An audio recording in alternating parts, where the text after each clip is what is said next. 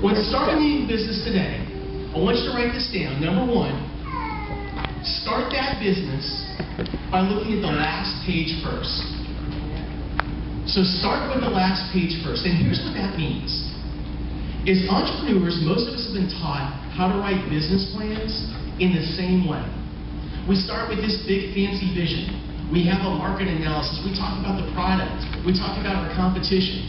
And by the time we get to the end of that plan, the financials, we've either decided that's such a great idea that we don't do the financial part of the business plan, or all of our friends and our family and the people that love us and support us have told us what a great idea it is, so we don't think it matters. But what I find is when I work with entrepreneurs, the average entrepreneur changes their model 6 times once they get into the financial section of their plan. Once they really understand where their income's coming from and where their expenses are. And what I found is, if you start with that financial model, you start at the end of the plan, it writes the whole rest of the plan for you. So step number one to building a successful business is to start with the last page first. And step number two. Step number two is this. Focus on one thing, one product, and one customer. I'm going to repeat that. Focus on one thing, one product, and one customer. And the way I like to illustrate this is by talking about what I call hammers and nails. And what that means is, let's say I give you a hammer, and I give you a nail. And your job is to take that hammer and hit that nail into a piece of wood. Or let's say it's your business. Your job is to nail that one business. Well, the odds are, you might not hit it the first time, but eventually my guess is that you're going to be able to nail that business. Let's say I give you 2 nails. I give you 2 hammers. Now you got a problem. If you try and hit both at the same time, the odds are you won't only miss once or twice or 3 times. You may never be able to nail either one at all. Now let's say I give you 3 nails and I give you 3 hammers. You have an even bigger problem. You got 2 hands. The problem is, this is the way most entrepreneurs launch a business. They focus on too many things at the same time. So the message is this. Focus on one thing. Not the most difficult thing, the simplest thing. Not the most complicated thing, what I call the minimum viable product. Do that one thing, do it really well, nail it, and then move on to the next. And focus on one customer. Like, I grew up in a broadcast age like most of you. And so when we market our new product or our new service, we cast the widest possible net. But the problem today is people break themselves down into groups. They do it in social media, they do it online. And if you try and cast the largest possible, or the widest possible net, the odds are that if you try to speak to everybody, you'll connect with almost no one. So the key here is to focus on niches. Go narrow and go deep. Narrow and deep. So one product and one customer. And then the last thing is this. The last thing is to launch fast and to launch often. I have a friend, a really close friend. He raised $2 million 18 months ago for a new online business. And that's a whole lot of money in today's market. And I ran into him a couple months ago and I said, hey, how's it going? And he said, it's a mess. This business is a mess. I said, how's that possible? He said, we're out of money, we're out of time. I said, how did that happen? And here's what he told me. He said, when we launched our company, we wanted to be all things to all people. Instead of just focusing on one thing, we wanted to create what we call a one-stop shop. But what we learned is that 99% of our customers use one thing on our website. So 99% of our money and our time was wasted. And now he was in a position where they didn't have anything left and they were out raising money. So again, focus on one thing, the simplest thing. Focus on one customer. That one customer, get to know them, know their language, care about the things that they care about. Really nail that. Go deep into that niche. Get a product out, that minimum viable product, as fast as you can. And then once it's out there, be great at collecting feedback. And as you get that feedback, the last step is this, to iterate. Don't need to make big changes, make small changes as that feedback comes in. And if you do those 3 things, you will be set for launching a successful product in any way. Ladies and gentlemen, Scott Duffy!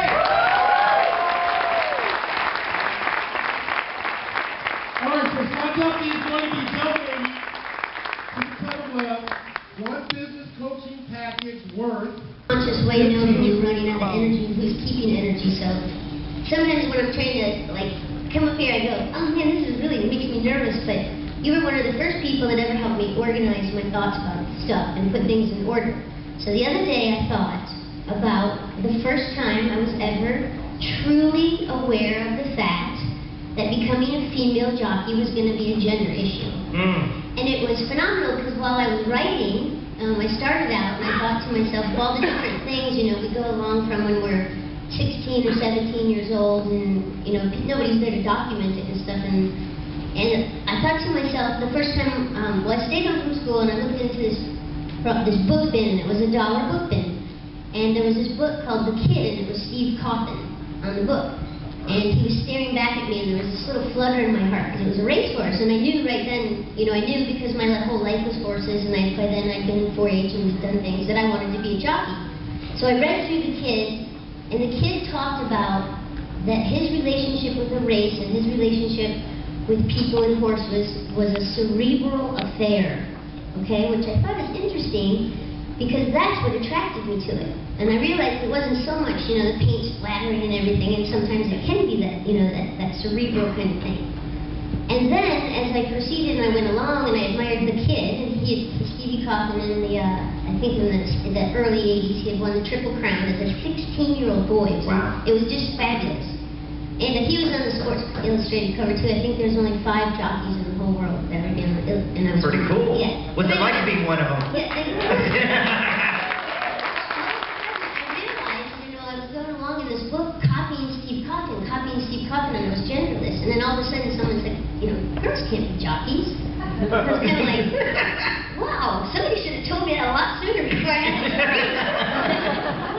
And so then, I also came across, by luck, all these things, you can produce the energy that makes things appear. And there's this other book called The Lady is a Jock. Well, I assure you that those girl jockeys were pretty rough around the edges.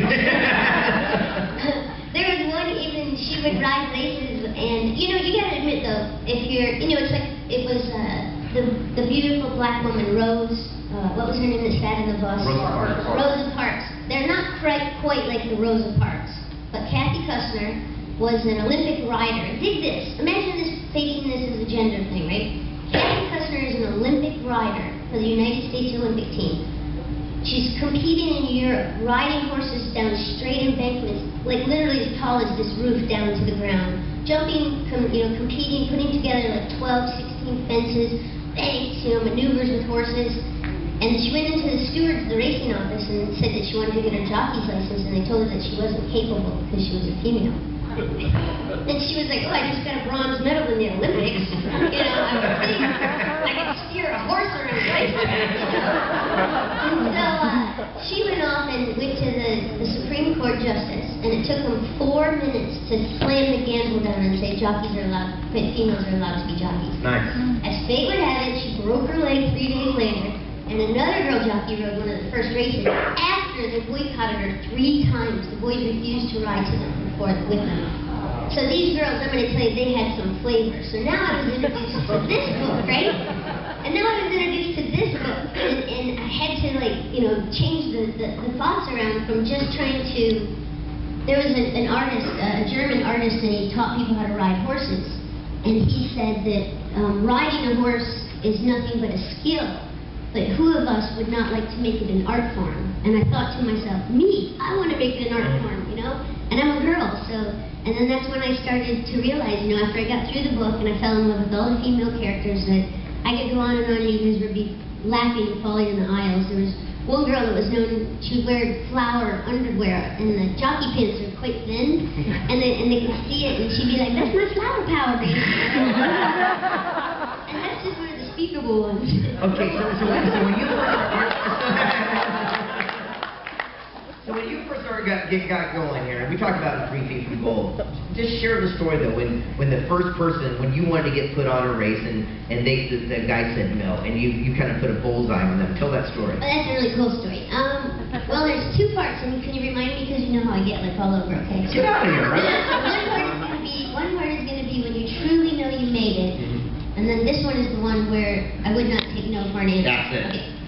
I'm not going to take no for an answer. So I had already evolved from the smaller tracks, let's say, right? So that I had my like little guys. I drove so many jockeys crazy at the little tracks sometimes because I was getting 31 shots and all the other things, and I'd still beat them. That some of the boy jockeys, one day a boy jockey packed his tack and he's throwing his stuff in his bag and he goes, "I ain't gonna be at no track with no girl jockeys, he ain't rider." He said like that, and he was throwing it in. I said, "What made him leave town?" I hurt his feelings so bad. Hey, wait.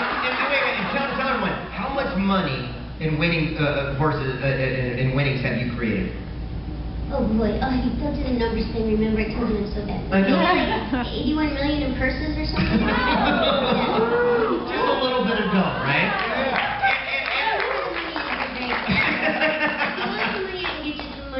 I got a book for you to buy. So anyway, so you're not taking no for an answer. So what had happened was I evolved to the next level where I left the little tracks, conquered them, ruled them, and I just had all the people that were behind me, and they were going, "Come on, go to New York, go to Broadway, go ahead, you can do it, get out of the little playhouses and the local tracks." And so I approached one of the trainers, and he was the trainer of, go back to Steve Kaufman with the Ferns. He was the horse that won the Triple Crown. Well, the horse that was second to him the whole time was Alidar. You can't say Fern without saying Alidar. And so the trainer of Alidar, he's like really like a cool dude, And you just walk up to him and you have to break through his force field to get to him. And he has no hair, and he's just really intimidating, And the first couple times my agent would ever tell me, "Go ask that guy if you can ride that horse." And I'd say, "By myself?" So obviously I'd improved since then. So for some reason, once I got across that river from New Jersey to New York, and I walked into the backside, and I will tell you there's a driving force behind when you pick up the program, and there's another zero added onto all the purses, and you're thinking, instead of making 10,000, I'm going to make 32,000 today. It's like, so there is a little driving force behind. Once energy gets going, it feeds on itself. So it was one of those moments where I was feeling pretty good. And he said, I walked up to him, and I would tell you, I would research books at night, because when you went to have like when you went to talk with these guys, you had to be really convivial, and it had to be up a notch. You had to have a joke. You had to have a comeback. When you walked into the area where the trainers were, they literally called it, there was a little sign outside and it was painted, "The Barbecue Pit." Like that, They walk inside and he was standing there. And I said, "Hello, Mr. Beach," and I was days and days of telling the funniest jokes to him and the best comebacks. And he saw me coming, and sometimes he'd walk at me because he couldn't wait to hear my joke for the day and stuff like that. But I had to prepare my material, put a lot into it. And I said, "Well, Mr. Beach, I've been here for about 2 months, and I'm third leading rider, and you and I are kind of getting along good and stuff, And he said, "Julie, I really like you. I love your jokes, but I will never, ever put a girl jockey on my horse, ever."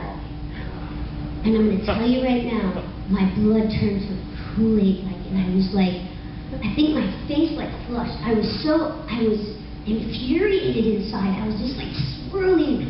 And I don't remember, but he said I kicked him in the shin when I walked away. I don't remember that part. It was really interesting. For racing, it's interesting because, and we all know, we don't have to even make it for racing. It's in the world. Never say never. That's don't ever. And the other thing I know is that you never say there's only one chance. I know that's a thing, because I've been putting on horses before, and they said, "You get to ride this horse one time, and that's it, you'll never ride him again." And I was like, "Okay." And then I think to myself, "That's what you think." Okay, so the guy tells you no. Beach says, "No, I will never put a girl on a horse. I will never, ever put you on this horse." So, about 2 months later, I'm leading rider at Belmont, and there's this interesting thing where there's a scale. So if you take a young horse, and it's younger than the other horses in the race, and it's a big designated stake race, they'll say, "Oh, well, that poor little baby horse should only carry 102 pounds or 103 pounds if she's 3 or 4 years old. If she's going to run against this big, strong 6 or 7-year-old horse, that should carry 118 or 122 pounds." Well, guess who in the jockey's room weighed 100 pounds? And guess who was leading rider? And guess whose owner asked Mr. Beach to put her on the horse? Yeah, right? So, this is, and it was a very famous racing stable, and it's like just the same as you guys, you know, putting your hands on things that were so exciting. And the horse won a 4-horse photo, and it had a dead heat for second, and I won the race by this far. And I ended up winning about like 7 races for the guy over the years. And it is a good lesson in never taking no for an answer. Julie Krone.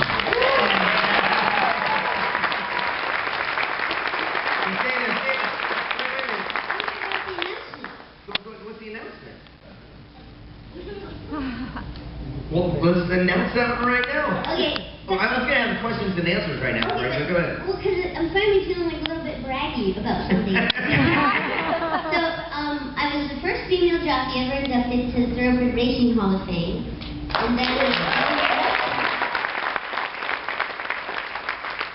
And then, well, right before that, actually, I think cowgirls might be a little smarter because I was firstly inducted to the Cowgirl Hall of Fame in Texas, then the Thoroughbred Hall of Fame, and then my lovely Michigan hometown they inducted me to the Michigan Sports Hall of Fame. And about 2 weeks ago, a big package came in the mail, and my husband was in the room, and he's, you know, slicing the stuff open, and I look at it, and it says National Women's Hall of Fame. It's a pretty big package, right? And I'm standing there, and I said, oh, they probably invited me to the party, you know, or something. And Jamie's like, I think you should come here. I'm like, what? He goes, I think you should come here. And I was inducted on paper. They invite you and they say, would you like to? The ceremonies are going to be, I think, in October. But I was just inducted to the National Women's Hall of Fame as well.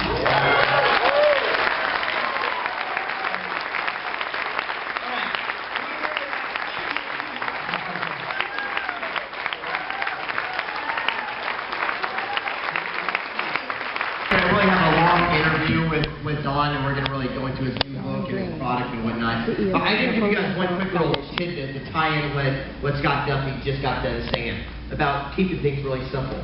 I remember when I first got mentored by Don, I called him up, it was Christmas Eve, and sure enough, he took my phone call on his cell. And we started talking, and he goes, well, what's your expectations for next year? I said, well, I really want to do things different. I want to go bigger. I want to go grand. He goes, well, what have you done in the past? And I told him all the things. I probably spent 30 minutes explaining everything I did wrong. And there was this silence. And he comes on and he says, stop doing that. You're a genius. But sometimes it's that simple genius that can truly propel you to that next level. I'm not telling you about that kind of technique, but honest to God, I was a banker for 38 years. And I was a bank president, CEO for very successful. And I love to someone come in and put the skill he did, because most of the people coming in, you know, banking is really creative. If you've got a story as good as that story is, you're going to get the money. Most people don't have the story. They want something other, but their attitude is, hey, if it turns out I make some money, if I lose it, it's the banks. But this guy, he's got a story. And there's a guy that gets the funding. If they need it, I don't think he needs it, but at some point he probably did. Because all you got to have an idea and sell it. Because if you got a good idea, you can sit across with a bank president and he likes your idea. He can fill out a little piece of paper and give it to the girl. She can type up a check for any amount of money or give you a receipt and put it in your checking account. And wealth was created with that moment, with that idea that guy was able to present. It was money created, it was wealth created just in a second. It's like pulling it out of the air. But he had to have an idea and he had to be able to present it. And that's why we're doing the new book of Think and Grow Rich, Offspring of Thought. It's the whole concept is that where it comes from. And just real quick before we share with what you brought with you, when 3 Feet from Gold, when you came up with that idea, I mean, I remember I came to you and you said, you know, come up with some ideas, and I kept throwing them at you. You go, no. And then one day you go, you know, I've got this idea, and you had it on the back shelf. How did you come up with the idea of doing 3 Feet from Gold? It was when the economy was turning rough. The first story in 3 Feet from Gold is Darby. He discovered the gold vein and he quit 3 feet from it. And of course, the whole thing of the thing is perseverance, is not giving up. And so I thought, you know, that would make a terrific book. And I told Greg what we need to do is go out there and talk to to some people, and we started off with Oprah's producer, John St. Augustine, and some other notables out there. And first thing you know, that Sharon's contributions to it, and Greg and Sharon's got a tremendous book that hit the best sellers. Yeah, one book that you happen to be holding up here. Why don't you tell everyone what that edition is? That's the edition that Napoleon Hill signed. He said he only signed some books before he died, and I don't hardly expect to get out of it today, but so help me to God, it's in my book. The result of that book, I had a guy gave me $250,000 recently. $250,000. So let's start the bid at $250,000. Well, let me see this book real quick. What's really neat is back in the day, when you bought one of these books, you could actually send this little postcard in, and they would send a little placard with Napoleon Hill's signature. It was just a stamp, and that's how you got on their mailing list. This is kind of like the old, yeah, it was like network or email marketing back in the day. And one of these cards is still stuck in this thing because this book is so ancient. But here's what's really nice. Don went in the back archive so he could show this to us. If you open it up, that was Napoleon Hill's signature right before he passed away. Now, needless to say, there are very few of these books in existence or ever going to be available. And Don said, for this worthy cause, to create funds for Think and Grow Rich, for stickability for the next project we're going to do. How would you guys like it if we could auction that off right now? Are you guys a game for that one? Yes or no? I felt often that I was carried by something, and sometimes when I'm around Greg, he expels that energy to me. So I think it pushes off onto other people around you. You can carry people with you and convince them of things and have that type of an energy. But I think and I'm going to say this is a really complex thing, because as I become a civilian, now I'm just a regular person. I've lost that little athlete walk, and I lost when I would go someplace.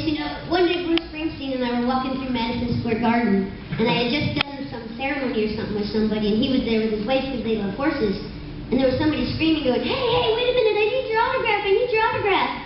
And Bruce stops and he turns around, and the kid walked right up to me. He is so funny, Bruce Springsteen, so it's Okay, wait. Next question. No, I want to answer his question. Well, that was just a warm-up? I'll be back. I think everybody inside has some type of archetype that we are born with, a force that's inside of us. And oftentimes, I think we're dragging it along in a conscious mind, and then other times it's just propelling us by some magical force. Because we all know how easy some things are sometimes, and we all know how hard they are sometimes. But keeping in touch with that is the most important thing. And the reason I knew that is because after I went from a physical athlete being driven by my force, I had to take that archetype into civilian life, which I'm now learning how to do, and with grace, by the friends with him. There you go.